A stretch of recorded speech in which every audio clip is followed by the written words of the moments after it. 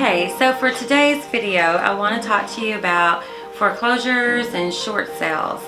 I know that everyone loves Zillow and they see pre-foreclosures that are listed. One thing you need to know about that is that pre-foreclosures are not technically for sale. We don't have access to them. That price that you see listed is not a list price. What Zillow does, to my understanding, is if a home is in danger of being foreclosed on, they list it as a pre-foreclosure.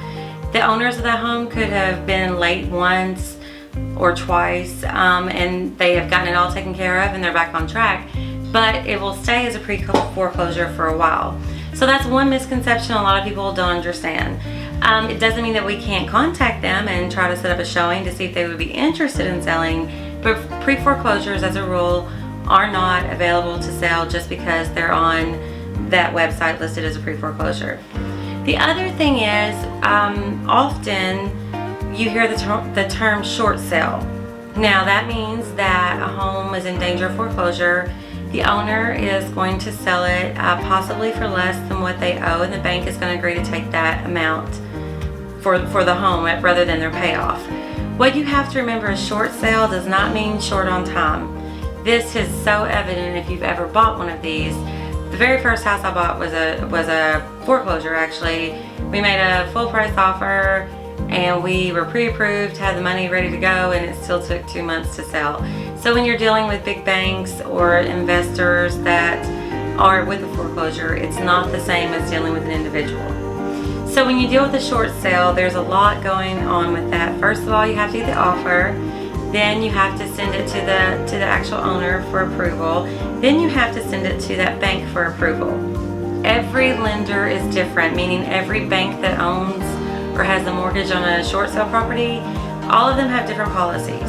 I'm dealing with one at the moment that I have one contact person, but they're not the person that makes the decision.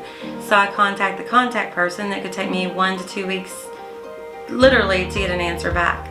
So if you are looking to get into a short sale situation, they can be great as far as you're getting a home under value, which gives you instant equity, which is wonderful.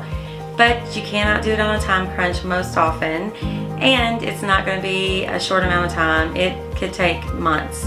I've seen some that have taken 6 or 7 months, I think is what I've heard before from other agents. So just keep that in mind too whenever you are looking at a short sale situation. The other thing is foreclosures. What that is the home has already gone into the bank's hands. The owner is no longer involved, and every foreclosure owner does something different. So like I said, there's not a rule of thumb for every single one of them. One of the foreclosure sites is HUD Homes, which I'm sure you've all heard of. And what you need to know about that is if you're an investor, sometimes there's a freeze on those, meaning for the first 15 days of a listing, it's only available to those who are going to be owner occupants, meaning you're going to live in the home. Sometimes you wonder why you can't make an offer on a house, but because it's a HUD home, they reserve the right to try to give it to a homeowner first. So that's something else to consider as well. Also, most of the time, those are going to be as is unless it's something crucial like a plumbing leak, roof leak. Things like that will have to be fixed more often than not, but they can still choose not to fix them.